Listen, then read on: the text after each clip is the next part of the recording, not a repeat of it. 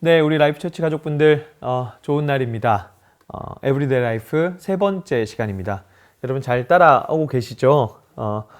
하루에 한 번만 의무적으로 듣지 마시고 또 하루에 한 번 들으시고 또 1.2배속이든 1.5배속이든 하셔가지고 한두 번 정도 더 들어서 우리가 함께 이 말씀을 좀 공유할 수 있는 그런 공동체가 되었으면 좋겠다라고 하는 말씀 전해드리면서 오늘 세 번째 시간 에베소서 1장 4절에서 6절까지 말씀 한번 보도록 하겠습니다. 자, 제가 봉독하겠습니다. 하나님은 세상 창조 전에 그리스도 안에서 우리를 택하시고 사랑해 주셔서 하나님 앞에서 거룩하고 흠이 없는 사람이 되게 하셨습니다. 하나님은 하나님의 기뻐하시는 뜻을 따라 예수 그리스도를 통하여 우리를 하나님의 자녀로 삼으시기로 예정하신 것입니다. 그래서 하나님이 하나님의 사랑하시는 아들 안에서 우리에게 거저 주시는 하나님의 영광스러운 은혜를 찬미하게 하셨습니다. 우리가 어제 했던 말씀을 혹시 기억하십니까? 우리가 어제 에베소서 1장 3절 말씀 한 절만 좀 봤죠? 우리 주 예수 그리스도의 아버지이신 하나님을 찬양합시다. 하나님께서는 그리스도 안에서 하늘에 속한 온갖 신령한 복을 우리에게 주셨습니다. 자, 하늘에 속한 온갖 신령한 복을 그리스도 안에서 우리에게 주셨는데 이것이 성령으로부터 오는 영적인 복. 그럼 이 성령으로부터 오는 영적인 복이라는 것이 무엇인지 이제 1장 4절부터 10절까지 구체적으로 하나씩 나열이 되는데요. 자, 그 첫 번째가 이제 바로 오늘 우리 읽은 본문에서 나오는 말씀입니다. 자, 우리는 4절과 5절을 통해서 두 단어를 좀 발견할 수 있어요. 우리를 택하셨다, 선택하셨다, 우리를 예정하셨다라고 하는 단어를 좀 발견할 수 있습니다. 우리를 선택하셨다. 자, 하나님은 우리를 세상 창조 전에 우리를 선택하셨습니다. 그러니까 창세 전에 우리를 선택하셨다는 것을 우리는 어떻게 좀 받아들여야 될까라고 했을 때 기억해야 될 가장 중요한 건 이 지점입니다. 하나님의 선택에는 결코 인간의 공로나 행위에 달려있지 않다라고 하는 거죠. 우리의 어떠함도 하나님의 선택에 영향을 줄 수 없다라고 하는 겁니다. 우리가 잘 알고 있는 신학자 존 칼빈은 하나님의 선택은 자유로운 것이며 인간의 모든 가치와 업적을 무효화한다라고 이야기를 했습니다. A.W. 토저 목사님은요, 구원은 우리 편의 선택이 아닌 하나님 편에서의 사로잡으심이요, 붙잡으심이요, 정복하심이다 라고 표현했습니다. 즉 하나님의 선택이라는 것은 그분의 주권과 능력의 표현입니다. 그런 하나님이 우리를 사랑해 주시고 창세전에 우리를 선택하셨습니다. 자, 그런데 그렇게 우리를 선택하신 이유는 뭐냐 하면, 자, 4절에 하나님 앞에서 거룩하고 흠이 없는 사람이 되게 하시기 위해서. 우리를 창세전에 선택하신 이유는 하나님 앞에서 거룩하고 흠이 없는 사람이 되게 하셨습니다. 자, 여러분 우리 레위기 11장 44절에 보면 이런 말씀이 있어요. 나는 주 너의 하나님이다. 그러므로 너희는 몸을 구별하여 바쳐서 거룩한 사람이 되어야 한다. 내가 거룩하니 너희도 거룩하게 되어야 한다. 땅에 기어다니는 어떤 길 짐승 때문에 너희가 자신을 부정하게 하여서는 안 된다. 그러니까 내가 거룩하니 너희도 거룩하라. 거룩이라고 하는 것을 끊임없이, 이 구별됨이라는 것을 끊임없이 우리에게 촉구하고 계시는 것. 이것이 하나님의 뜻이라고 우리는 이야기할 수 있습니다. 이 정신은 구약뿐만 아니라 신약에 넘어와서도 곳곳에서 계속해서 드러납니다. 하나님께서 우리의 거룩을 요구하시는 수많은 구절들 중에 대표적인 한 구절만 생각해 보면 골로새서 1장 22절 말씀입니다. 그러나 지금은 하나님께서 그리스도의 죽으심을 통하여 그분의 육신의 몸으로 여러분과 화해하셔서, 자, 여러분을 거룩하고 흠이 없고 책망할 것이 없는 사람으로 자기 앞에 내세우셨습니다. 자, 우리는 날마다 우리의 삶을 더 정결하게 세워가야 되는데, 자, 바로 에베소서 1장 4절 말씀처럼 하나님 앞에서 계속해서 우리의 삶을 세워나가야 됩니다. 사람 앞에서가 아닙니다. 인간은 잠깐의 연기로 내 모습을 감추고 거룩한 사람인 것처럼 다른 사람을 속일 수 있습니다. 근데 하나님은 속일 수가 없죠. 하나님 앞에서, 즉 누가 있건 누가 없건 상관없이 내 모든 생각과 마음의 동기와 행동을 꿰뚫어 보시는 그 하나님 앞에서 거룩하고 흠이 없고 책망할 것이 없는 사람으로 세워지는 것, 그것이 하나님께서 우리를 사랑해 주셔서 우리를 택하신 이유라고 하는 것을 기억하는 날이 되면 참 좋겠습니다. 사실 이것은 결코 우리의 노력으로 이루어지지 않습니다. 그리고 이 땅에서 우리가 완벽하게, 도덕적으로, 윤리적으로 완벽하게 산다라고 하는 것은 불가능에 가깝죠. 다만 불가능에 가깝습니다. 우리의 노력으로 이루어지는 것이 아닙니다. 라고 하는 것이 결코 면죄부가 될 수는 없다라는 사실. 성령을 의지하고 우리의 삶을 개혁해 나가는 것.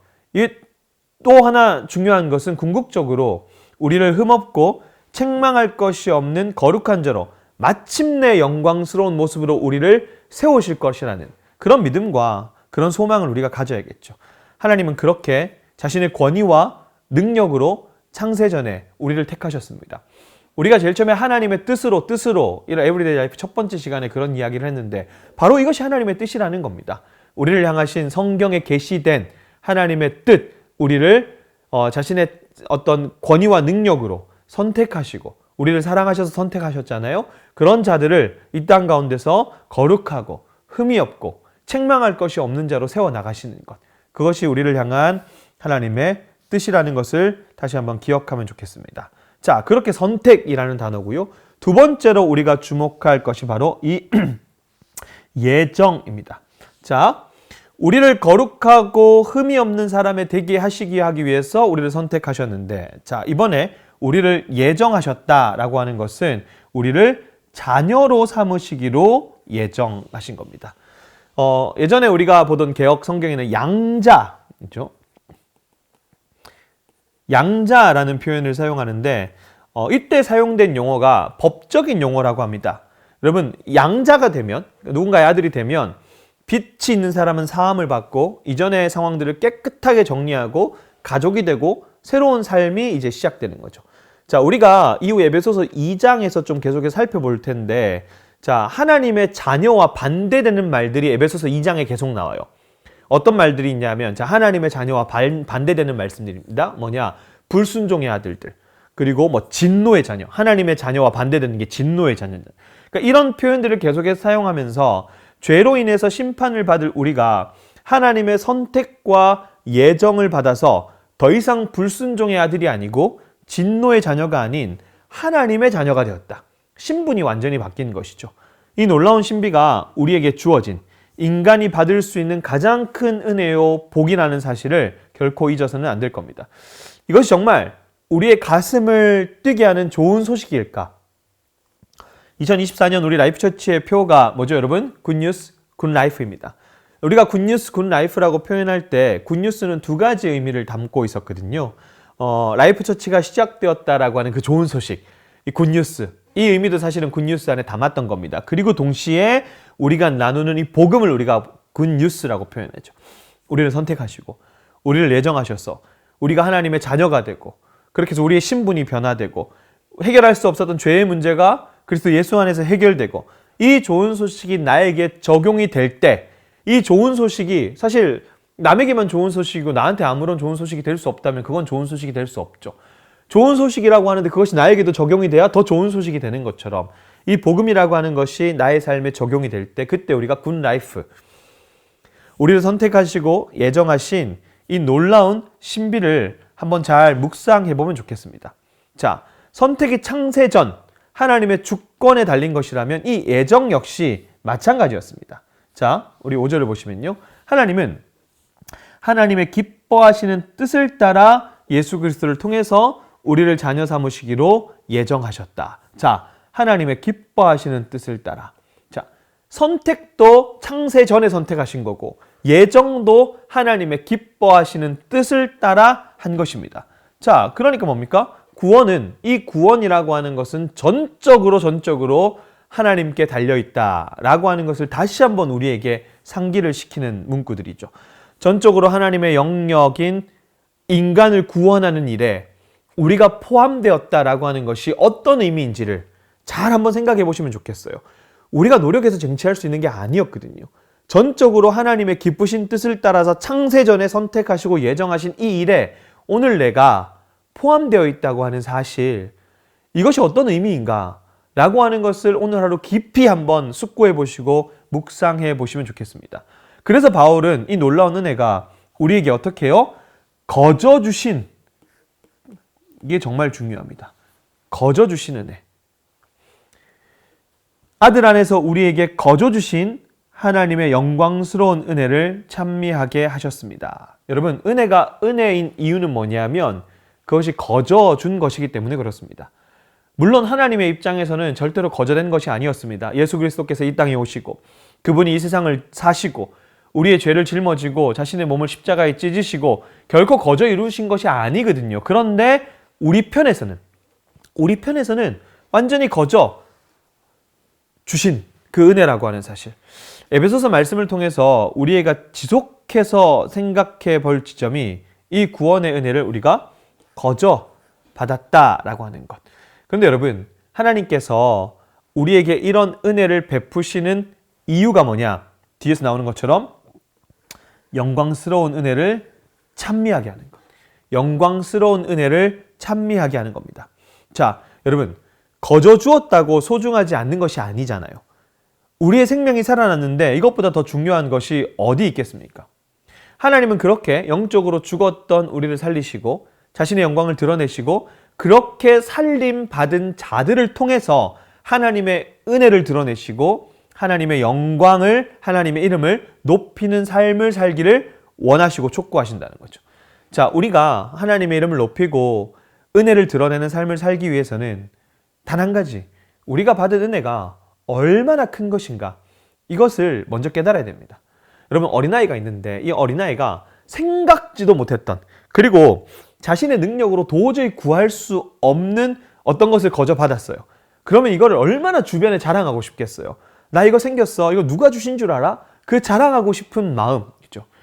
우리가 이렇게 하나님의 이름을 높이고 그 하나님의 은혜를 자랑할 수 있을까? 그렇게 하나님의 은혜를 자랑하고 하나님의 이름을 높이기 위해서는 내가 받은 이 구원의 은혜라는 것이 도저히 내가 값을 지불하고 살 수 없는, 나는 도저히 꿈도 꿀 수 없었던 큰 것이었다라는 것을 깨닫는 것. 이것이 먼저 선행이 되어야 우리가 하나님의 은혜를 자랑할 수 있다는 것. 그래서 오늘 하루 우리가 받은 그 은혜가 얼마나 큰 은혜인가를 계속해서 끊임없이 한번 생각해 보시면 좋겠다라고 말씀을 드리는 겁니다. 아무런 공로가 없는 우리를 선택하시고 예정하신 은혜, 그것이 자신의 기쁘신 뜻 안에서 하나님의 영광을 드러내기 위함이었다는 사실을 기억하고 오늘 우리에게 주어진 이 은혜에 감사할 수 있는 하루가 되기를 간절히 소원합니다. 기도하겠습니다. 하나님, 우리를 구별하시기 위해 선택하시고 자녀 삼으시기 위해 예정하신 큰 은혜와 사랑에 감사드립니다. 이것이 얼마나 큰 은혜와 사랑인지 온전하게 깨달을 수 있는 지혜를 우리 가운데 허락하여 주시옵소서. 아무것도 할 수 없을 때 전적으로 하나님의 기쁘신 뜻대로 우리를 구원하여 주시니 감사합니다. 이 구원의 감격이 있는 오늘 하루가 되기를 소원합니다. 우리 라이프처치 가족들이 하나님의 선택과 예정 아래 함께 모였습니다. 날마다 우리 공동체가 구원의 기쁨을 누리고 하나님의 기쁘신 뜻을 나타내는 거룩한 구별된 주의 교회와 백성이 되게 하여 주시옵소서. 예수님의 이름으로 기도합니다. 아멘.